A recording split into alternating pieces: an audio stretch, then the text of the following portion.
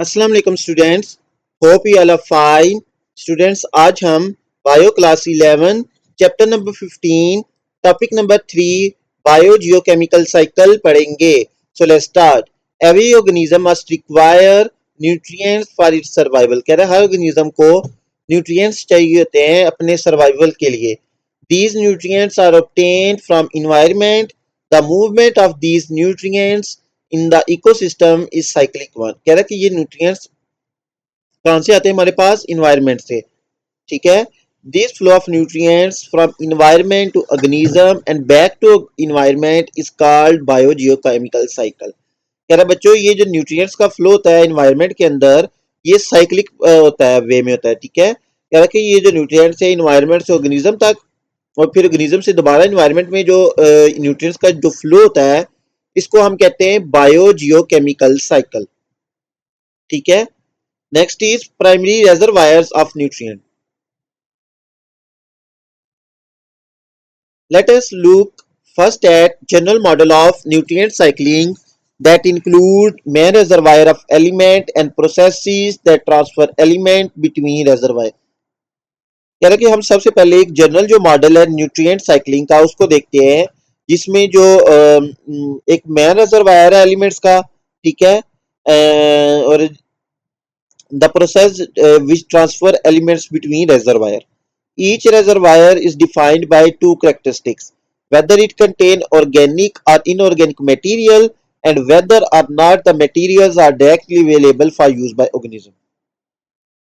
The nutrients in living organism themselves and in detritus reservoir A are available to other organisms when consumers feed and when detritivores consume non-living organic matter. Some material move from living organic reservoir to fossilized organic reservoir B when dead organisms were buried by sedimentation over millions of years, becoming coal, oil, or peat fossil fuels. Nutrients in these deposits cannot be assembled directly. कह रहा कि बच्चों जो nutrients होते हैं living organisms के अंदर और डेट्राइटस के अंदर, ठीक है, उसको हम रेजर्वायर कहेंगे, वो अवेलेबल होते हैं अदर ऑर्गेनिजम्स के लिए, ठीक है। व्हेन कंज्यूमर जब उनको फीड करेंगे तो some material move from living reservoir to fossilized reservoir. कह रहा कि कुछ मटेरियल जो होते हैं वो लिविंग रेजर्वायर से नॉन लिविंग जो हमारे पास रेजर्वायर है फॉसिलाइज्ड रेजर्वायर उसमें मूव कर जाते हैं, ठीक है। कि जब डेड ऑर्गेनिज्म जब बरी होते हैं तो वो क्या बन जाते हैं, कोल, ऑयल और पीट फॉसिल फ्यूल्स बन जाते हैं, ठीक है। Inorganic material element and compound that are dissolved in water present in soil or air are available for use। इसके अलावा जो इनऑर्गेनिक मटेरियल जो हमारी वाटर में प्रेजेंट होता है या सॉइल में या एयर में वो भी हम यूज कर सकते हैं। Organism assimilate material from this reservoir directly and return chemicals to it through relatively rapid process of respiration, excretion and decomposition। कह रहा है बच्चों जो ऑर्गेनिज्म से इस रिजर्वायर से मटेरियल्स को लेते हैं और फिर क्या करते हैं, केमिकल्स को रिटर्न करते हैं process of respiration, excretion and decomposition. Although organisms cannot directly tap into inorganic material tied up in rocks, the elements may slowly become available through weathering and erosion।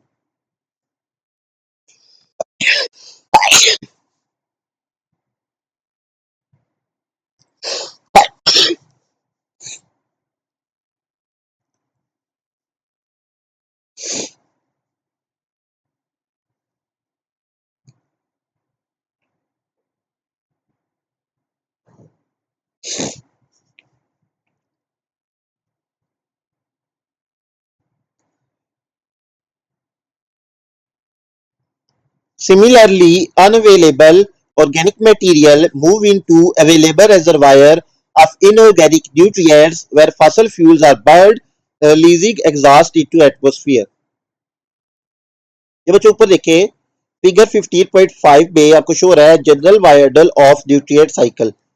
First reservoir की अगर हम बात करें तो वो हमारे पास होता है लिविंग ऑर्गेनिजम्स डेट्राइटस, ठीक है। सेकेंड रिजर्वायर हमारे पास होता है fossil fuels like coal, oil and पीट।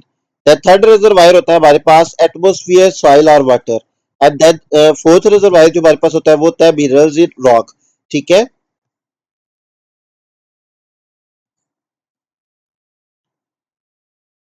Next is water cycle. The major reservoir of water is ocean, which contain over 97% of available water.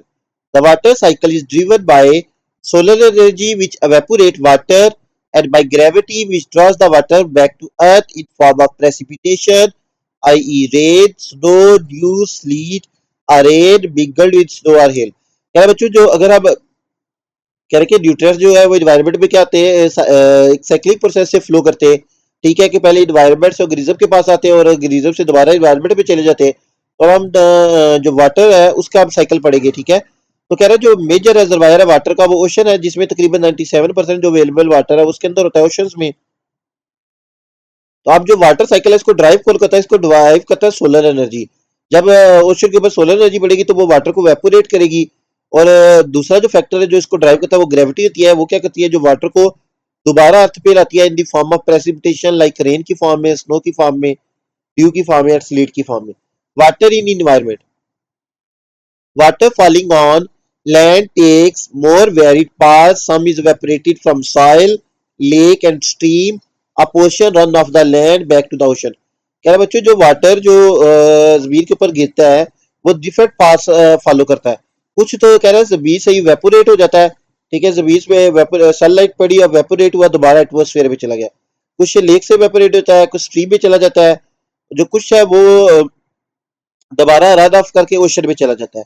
Where rain water fall, some of the water sinks or percolates into ground and saturate the earth to a certain level.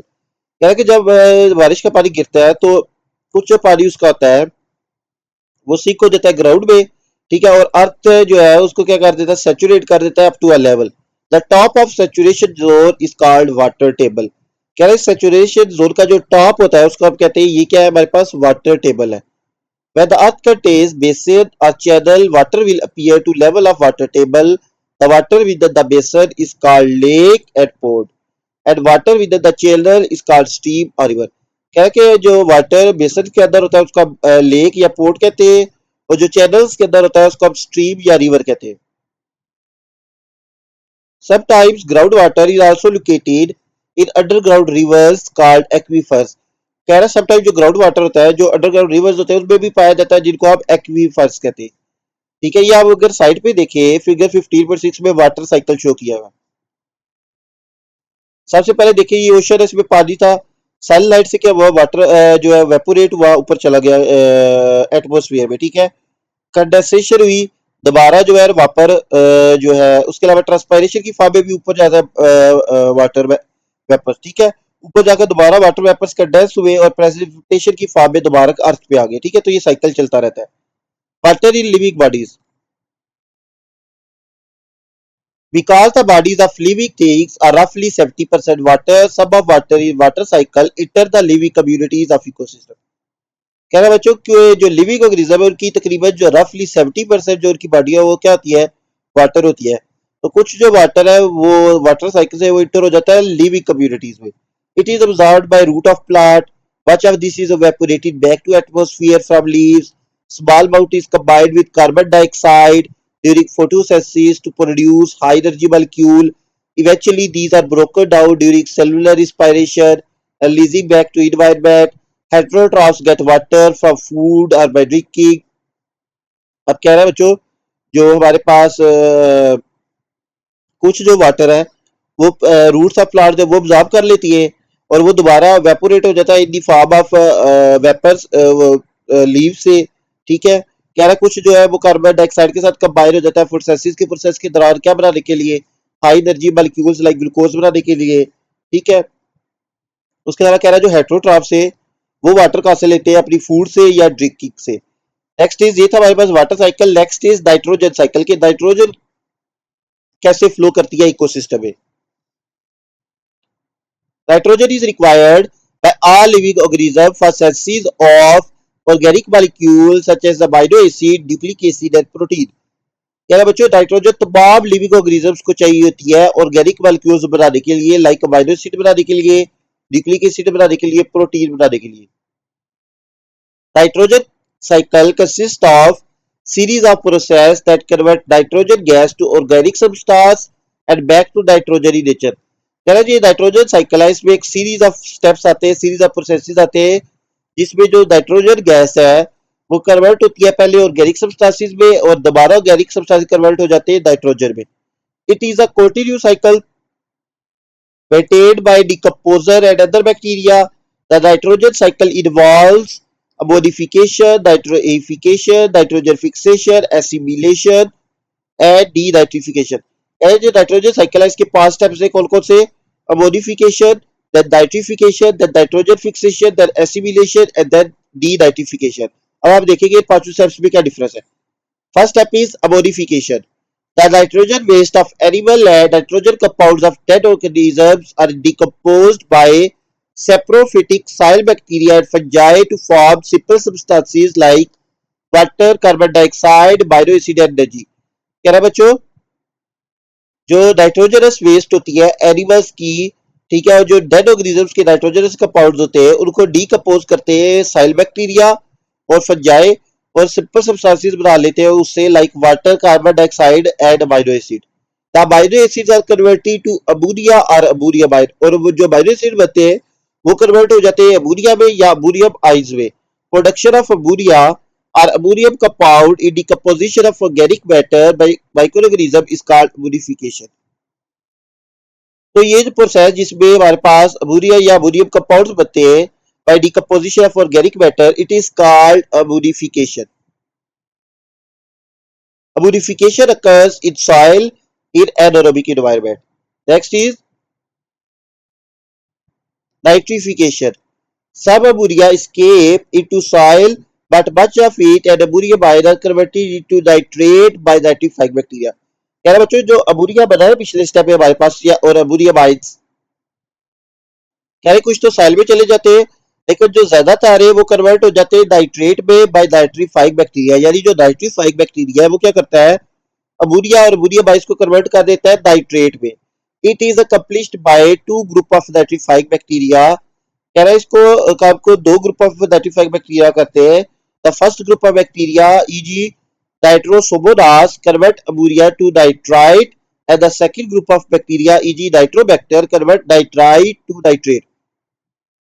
कह रहा है बच्चों जो पहला group है bacteria क्या वो क्या करता है, वो पहला ग्रुप है हमारे पास नाइट्रोसोमोनास, वो कन्वर्ट करता है अमोनिया को नाइट्राइट में, और जो सेकंड ग्रुप है नाइट्रोबैक्टर वो कन्वर्ट करता है नाइट्राइट को नाइट्रेट में. This process is called nitrification. Nitrification takes place in the well-aerated soil because bacteria responsible for it are aerobic. Next is nitrogen fixation. Nitrogen gas is composed of two atoms of nitrogen linked by a very strong triple bond. जो nitrogen gas होती है हमारे पास N2 है, उसमें दो atom होते हैं nitrogen के और वापस में लिंक होते हैं एक स्ट्रॉन्ग ट्रिपल बॉन्ड के through. This make it chemically inactive and large amount of energy is required to break the bond. Nitrogen gas can be fixed in three ways. कह रहे बच्चों जो नाइट्रोजन गैस है हम इसको तीन तरीकों से फिक्स कर सकते हैं, ठीक है. Atmospheric fixation. The nitrogen fixation which occurs spontaneously by lightning is called atmospheric fixation. कह रहा है बच्चों कि वो नाइट्रोजन फिक्सेशन जो स्पॉन्टेनियसली यानी खुद ब खुद हो जाती है बाय लाइटनिंग के थ्रू, उसको हम कहते हैं atmospheric fixation. A small amount 5 to 8% only is fixed in this way. इस तरीके से सिर्फ 5 to 8% ही फिक्स होती है. Lightning allows nitrogen and oxygen to produce various oxide of nitrogen. कह रहा है लाइटनिंग क्या करती है, नाइट्रोजन एंड ऑक्सीजन को लॉक करती है कि वो कंबाइन करके ऑक्साइड ऑफ नाइट्रोजन बनाए. These are carried by rain into soil where they can be used by plant. Next is industrial fixation. The synthesis of nitrogen containing fertilizer is called industrial fixation. क्या है बच्चों nitrogen containing fertilisers को बनाना इसको हम कहते हैं industrial fixation. And last one is biological fixation. Nitrogen fixing bacteria fix 90% of nitrogen gas in atmosphere. क्या है बच्चों जो नाइट्रोजन फिक्सिंग बैक्टीरिया थे वो तकरीबन 60% जो नाइट्रोजन गैस है उसको फिक्स करते हैं. Bacteria convert atmospheric nitrogen to ammonia. Bacteria क्या करते हैं उस एटमॉस्फेरिक नाइट्रोजन को अमोनिया में कन्वर्ट करते हैं. ये नीचे देखिए एटमॉस्फेरिक नाइट्रोजन है H2 plus CH2 hydrogen gives us 2 molecules of NH3 ammonia. Only a relatively few bacteria, nitrogen fixing bacteria, are able to carry out this reaction. Fixed nitrogen is made available to plants by death and lysis of free living nitrogen fixing bacteria, e.g. Azotobacter aerobic and Clostridium anaerobic, or from the symbiotic association of some nitrogen fixing bacteria with plants, e.g. Rhizobium. ये नीचे देखिए बच्चों, एक हमें एक figure दी हुई है, figure 15.7 nitrogen cycle show किया हुआ है। देखिए नेचुरली जो नाइट्रोजन है वो एटमोस्फेयर में होती है, वो H2 की फॉर्म होती है, नाइट्रोजन गैस की फॉर्म में, ठीक है, एटमोस्फेरिक नाइट्रोजन। अब उसको क्या होता है, सबसे पहले अगर आप देखें, या तो एटमोस्फेरिक फिक्सेशन होगी, ठीक है, इनटू नाइट्रेट्स में, और जो नाइट्रेट्स है उनको जो डीनाइट्रीफाइंग बैक्टीरिया है वो दोबारा कन्वर्ट कर देगा एटमोस्फेरिक नाइट्रोजन में, ठीक है। तो ये आप साइकिल देख सकते हैं। Next is assimilation. Next step is assimilation, process of utilization of nitrogen compound in living bodies. कह रहा है कि ये वो प्रोसेस है जिसमें आप नाइट्रोजन कंपाउंड्स को यूज करते हैं लिविंग ऑर्गेनिज्म के अंदर। Many microorganisms are able to utilize free nitrogen directly from atmosphere, but plants obtain nitrogen in form of inorganic nitrogenous compounds like ammonia and nitrate from soil, whereas animals take nitrogen from eating of plants or other animals. Last step is denitrification. Nitrogen can be lost as a result of activity of certain soil bacteria. In absence of oxygen, these bacteria break down nitrate, releasing nitrogen back to atmosphere and using the oxygen for their own respiration. This process is known as denitrification, and such bacteria are called denitrifying bacteria. कह रहे हैं बच्चों, कुछ जो bacteria है वो क्या करते हैं, एब्सेंस ऑफ ऑक्सीजन में जो नाइट्रेट्स है उनको दोबारा कन्वर्ट कर देते हैं एटमॉस्फेरिक नाइट्रोजन में, और ऑक्सीजन को यूज कर लेते हैं रिस्पायरेशन के लिए। इस प्रोसेस को हम कहते हैं डीनाइट्रिफिकेशन। एंड ये जो बैक्टीरिया इनको हम कहते हैं denitrifying bacteria. For example Pseudomonas reduce nitrates in the soil to gaseous state. ये देखिए नाइट्रेट होता है हमारे पास NO3, पहले इनको कन्वर्ट किया NO2 नाइट्राइट में, देन उनको कन्वर्ट किया नाइट्रोजन ऑक्साइड NO में, देन कन्वर्ट कर दिया उसको N2 नाइट्रोजन गैस में, ठीक है। सो स्टूडेंट्स, हमारा ये टॉपिक कंप्लीट हो चुका है, होपफुली आपको समझ आ गया होगा। If you have any doubt you can ask in comment section. Please like share and subscribe my YouTube channel. Thank you.